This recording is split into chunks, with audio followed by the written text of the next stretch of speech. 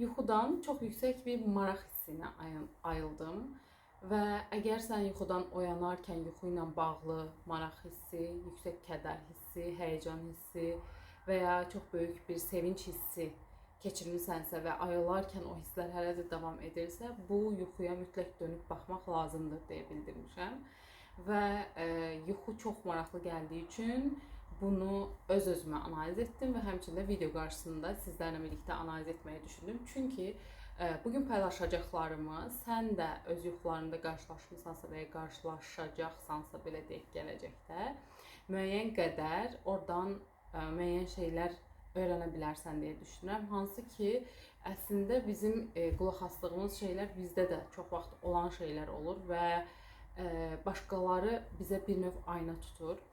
Deməli, yuxuda görürəm ki, metro içərisindəyəm, 28 metro stansiyasında və orada lift var. Halbuki biz bilirik ki, metro stansiyanın içində lift yoxdur. Liftdə minərkən 2-3 nəfər olur və bir dənə də bir uşaq var orada. 4 yaşlı oğlan uşağı, amma Qazax milliyyətinə mənsubdur, üz cizgilərindən bəlli olur ki, yəni Azərbaycanlı deyil. Və uşaq mənə yaxın dayanır, mən içəri girən kimi və fikir verirəm ki, liftin içərisindəki heç bir insan üçün bu uşaq maraqlı deyil. Və soruşuram onlardan ki, yəni sizin uşağınızdır? Deyirlər ki, yox yəni. Və lift dayananda artıq mən oradan çıxmalıyam. Görürəm ki, uşaq tək qalır və onu özümlə götürürəm. Və ümumiyyətlə metrodan çıxmağa çalışarkən görürəm ki, mənim bildiyim metro stansiyadan tamamilə fərqlidir. Çox mərtəbəlidir. Orada liftlər var, eskalatorlar var, fərqli yönlərə gedən və hansının hara getdiyini bilmirəm, amma özümə inanıram ki, oradan çıxa biləcəm. Nəysə çıxışa az qalmış, içəridə tam olaraq yadımda deyil, polis idi, yoxsa mühafizəçi idi orada olan. Və ondan soruşuram ki, bəs uşaq tapmışam belə filan. Onlar da mənə yönləndirirlər ki, Nizami metro stansiyasında orada bir-iki dənə mağaza var. Ora yaxınlaşıb soruş, onlar biləcəklər. Həqiqətən də yuxuda ayılarkən bizi bu sualı verir. Nə əlaqə yəni? Həqiqətən Nizami metro stansiyası, o yandakı mağazalar, uşaq tapmaq. Yəni deyərlər ki, get polisə də, düzdürmü? Və yuxuların işləyişi eynən. Oradan düşərkən bir də görürəm ki, mənim bir zamanlar yaxın olduğum insan gəlib və qarşımdadır. Sonra qoluma girir həmin xanım, başını belə deyək, çiynimə söykəyərək və qabağımızda da həmin Qazax uşaq irəliləyirik. Belə bir şey deyim, biz yuxudan ayılarkən, əgər yuxunu belə deyim, analiz etmək istəyirsənsə, ümumiyyətlə beynin o yönə işləyirsə, avtomatik olaraq sual yaranır səndə. Məsələn, mənim ağlıma gələn suallardan birisi, təbii ki, mən indi analiz etdiyim üçün avtomatik olaraq hansı sual doğru sualdır belə deyək və hansı sualı versəm cavab tapa bilərəm, beyin o yöndə işləyir. Birincisi, metro stansiyanın fərqli quruluşda olması, içərisində lift olması. İkincisi, mənə ən çox maraqlandıran, yəni uşaqla mən heç bir şəkildə danışmıram, amma onu tamamilə hiss edirəm və bu hissəsini unutdum. Mən o uşağı fikirləşirəm ki, yolda gedərkən polisə mi aparıb təhvil verim, yoxsa evimizə aparım, yedirim, içirim, onun qeydinə qalım, onu böyüdüm və içimdə çox qəribə bir o analıq hissi deyilən bir hissi hiss etdim. Yəni qoruma, qeydinə qalma, sevmə, böyütmə, bəsləmə kimi. Və bu yuxu burada bitir, yəni ayılıram belə deyim. Və o uşaqla heç danışmamaq. Məsələn, ilk baxışda, çünki mən deyirəm ki, o bizim dilimizi bilmir. Amma bu görüntüdədir, yəni bu əsl səbəb deyil. Onunla danışmamaq və sonra da onu yəni polisə təhvil vermək istəməkdən vaz keçib öz evinə aparmaq niyyətində olmaq. Yəni bu üç sual həqiqətən də açar suallardır və bunlara cavab vermək yuxunun mənasını tapmaq deməkdir. Gəlin başlayaq. İlk, məsəl üçün, normalda bildiyimiz metro stansiyanın fərqli olması. Lift. Lift nədir? Sən də bilirsən ki, lift belə deyək, məhdudlaşdırılmış bir yerdir. Və sən oradasan, yuxarı aşağı doğru hərəkət edirsən. Bu mənim nə ilənsə bir fikirlə, hisslə məhdudlaşdırıldığımı ya da bir qərar arasında qalıb, yəni gah elə gah belə düşünməyimlə bağlı bir şeyi göstərir, simvolizə eləyir. Və bu arada da həmin uşaqla qarşılaşıram ki, onu tərk etmirəm, orada özümlə götürürəm və azmış olduğunu düşünürəm, itmiş olduğunu düşünürəm və istəyirəm ki, ona kömək edim. Əslində bu uşaq bir çox şeyi simvolizə edə bilər. Bu şəxsə görə dəyişən bir şeydir. 4-5 şey var arasında. Bunlardan birisi bu mənim daxilimdəki uşaq ola bilər. Mənim öz uşaq vaxtımda hansı ki gözdən qaçmış, ehtiyacları qarşılanmamış, qorunmasız qalmış uşaqdır, hansı ki indi qarşıma çıxır və maraqlı suallardan da birisi, niyə Qazax, məsəl üçün Azərbaycanlı deyil? Mən onu bəlirgin bir şəkildə görürəm ki, bu uşaq Qazaxdır. Niyə bəs belə? Çünki axı yad milliyyətdir, düzdürmü? Yad milliyyət o deməkdir ki, sənin yadlaşmış, özünün tanımadığı, hələ sənə məlum olmayan və ya gözdən qaçırılmış o uşaqlıq halını əslində burada simvolizə eləyir. Əslində yuxunun analizini bilməyən insan sual verdiyi andakı uşaqla niyə danışmadım, dilini bilmirdi də deyib keçə bilər. Amma əslində belə deyil. Yəni bu səthi bir cavabdır. Biz dilini bilsək də, bilməsək də, çünki biz belə deyək, yuxunun içərisində, daha doğrusu ayıldıqda bu cavabı özümüzə verdikdə hiss edirik ki, nəsə yetərli deyil deyə, nəsə əksikdir, tam deyil deyə.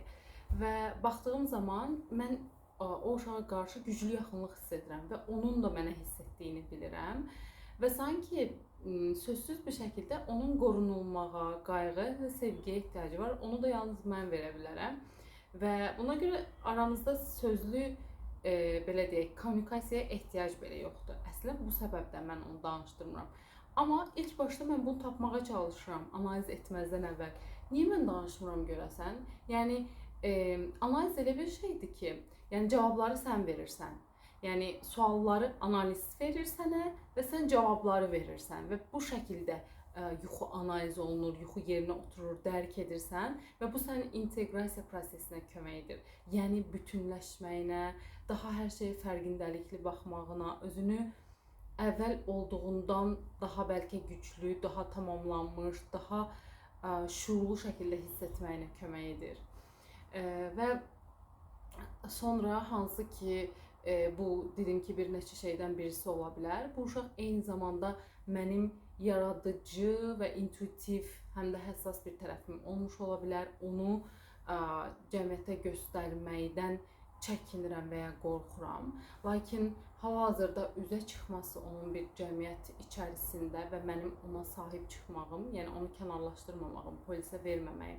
Çünki polisə versəydim, həmin uşaq yenidən tərk edilmiş və kənarda qalmış hiss edərdi. Amma mən ona sahib çıxmağı, ona qayğı verməyi və qorumağı seçirəm. Məsəl üçün suallardan da birisi buydu ağlıma gələn. Niyə polisə vermirəm ki? Çünki biz nə edirik? Şuurla yanaşırıq yenə. Yəni şuurlu həyatımızda, real həyatda bu bizim başımıza gəlsəydi, əlbəttə ki biz onu ilk öncə polisə xəbər verməliydik.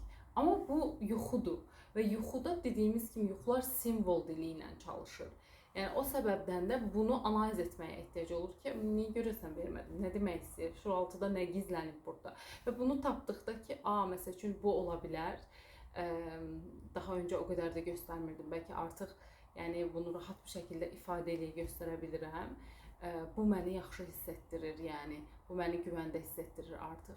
Məsələn, məni ən çox orada verdiyim sual da buydu ki, mən niyə o uşaqla danışmadım, yəni. Və bir çalışmanı etdikdən sonra mən az əvvəl sənə paylaşdığım şeylər məndə tamamilə oturdu. Hansı ki, yəni danışmağa da ehtiyac yoxdur deyə. Biz belə deyək, yuxu analizlərində ümumiyyətlə mən hansı ki qarşı tərəflə yuxunun içərisinə lazım olan çalışmanı edirik. Belə deyim, bunu özümə də tətbiq etdim. Gözlərimizi bağlayırıq və yuxuya qayıdırıq. Həmin prosesdə hansı ki liftə girdim və çıxdım oyla və ona əyilib sual verdim, sən kimsən deyə. Və mənim gözümün önündə olan hansı ki onu canlı hiss etdiyim uşaq yavaş-yavaş belə deyim kiçildi və yoxa çıxdı. Və bu çalışma məni çox təsirləndirdi ki, niyə yoxa çıxdı o? Axı çünki onun yoxa çıxmasını istəmirdim. Yəni yanımdan getsin istəmirdim. İstəsəydim polisə aparıb verə bilərdim məsəl üçün. Bu zaman yuxu tamamilə başqa yöndə analiz olunardı. Sonra bunu analiz etdim ki, nə üçün analiz, eynən nə üçün bəs bu uşaq kiçildi və yox oldu gözünün önündə. Çünki əslində bu arada çöldən bilmirəm səs eşidildi ya, yox polis maşının səsi idi. Yenə coincidence üst-üstə düşmə oldu. Senkronizasiya və suala cavab verərkən niyə uşaq yəni yoxa çıxdı gözünün önündə? Ona görə ki, yəni sözlü şəkildə özünü ifadəyə və görünməyə şuurlu səviyyədə tam olaraq hazır deyil. Bu şəkildə onun üçün hələ ki uyğundur.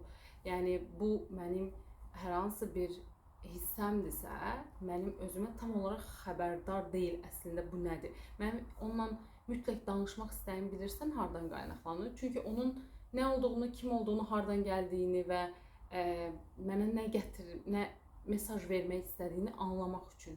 Amma bu sözlü münasibətə daxil olmamaq isə mənim, yəni hal-hazırdakı bu yaşımda, bu özümdəki mənim onu tam olaraq görüb dərk etməyə hazır olmadığımı göstərir və yaxud da ki, daxili müqavimətin göstəricisidir ki, mən də çox da üstünə getmədim. Çünki yuxularda bəzən belə bir şey olur, mənim üçün keçərlidir bu.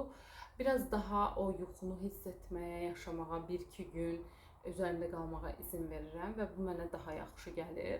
Bəlkə amma elə insan ola bilər ki, onu çözmək istəyə bilər o anda biz seansda. Yəni şəxs buna hazırdırsa, istəyirsə bu şəkildə davam edirik.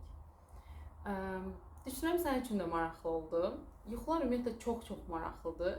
Əgər özünlə bağ qurmaq istəyirsənsə, yuxu çox gözəl vasitədir özünü tanımağına və yetkinləşməyə gedən yolda sənə kömək etməyə. Çünki sən bir şey istədiyində yuxu vasitəsilə də onu həyatdan mesajlar ala bilərsən və bu danışdığım yuxudan 3-4 gün əvvəl də başqa bir yuxu görmüşdüm ki, onun da analizi çox maraqlı idi mənim üçün. Çünki o yuxuda da, hansı ki onu da anlatacağım, o yuxuda da və bugün gördüyüm, həmin bugün anlattığım yuxuda da hər ikisində də rəhbərliklə bağlı, bir yön tapmaqla bağlı məsələdən söhbət gedir. Yəni burada da məsəl üçün metronun içərisində qarışıqlığın olması və iki qərar arasında qalmağım yön tapmağı göstərir.